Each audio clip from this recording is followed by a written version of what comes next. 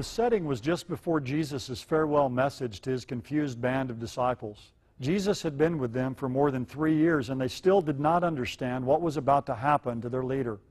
2 days later, on Friday, he would be nailed to a Roman cross and suffer a cruel, barbaric death. But it was still Wednesday of the final week of his life, and Jesus was teaching in the Jewish temple for the final time. On this Wednesday afternoon, Jesus would leave the great Herodian temple for the last time, never to return again. But just before Jesus and his disciples exited the temple, his confused disciples began pointing out the large temple buildings to Jesus. And Matthew 24:2 says, "And he said to them, 'Do you not see all these things? Truly I say to you, not one stone here will be left upon another, which will not be torn down.'" 2 days before his death on the cross wasn't the first time Jesus had predicted the destruction of Jerusalem. It was a repeated theme during the final week of his days on earth. On what is traditionally known as Palm Sunday, the Sunday before his death on Friday, Jesus foretold the coming fall of Jerusalem with devastating accuracy in Luke 19:41-44.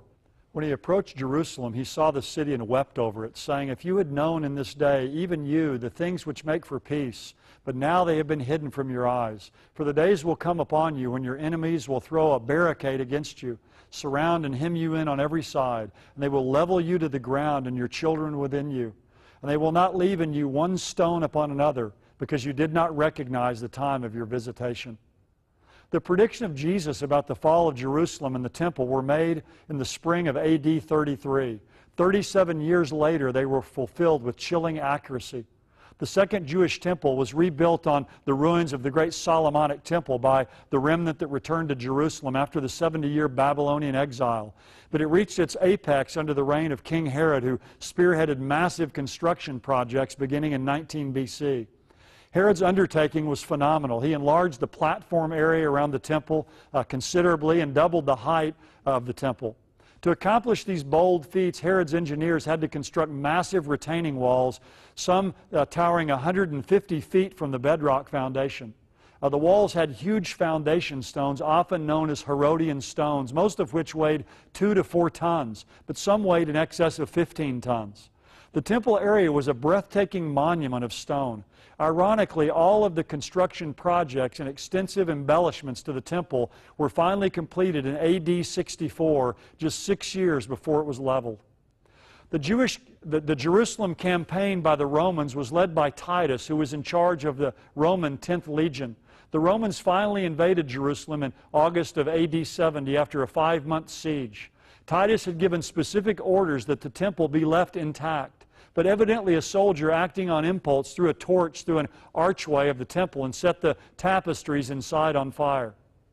It's said that when the building burned, the decorative gold on the walls melted and ran into the seams between the stones. Afterward, in a frenzied attempt to recover the gold, the Roman soldiers tore apart the stones of the temple's walls one by one, resulting in a complete desolation of the temple, just as Jesus predicted. It's been alleged by some skeptics that when the Romans invaded the city, wreaking cataclysmic destruction in AD 70, the temple was not actually totally demolished. They maintain that parts of the Western Wall or the Wailing Wall are still standing. They contend the Lord's prophecy was not fulfilled. But the wall was actually part of Herod's platform project to extend the temple compound area. It was not related to the temple structure itself.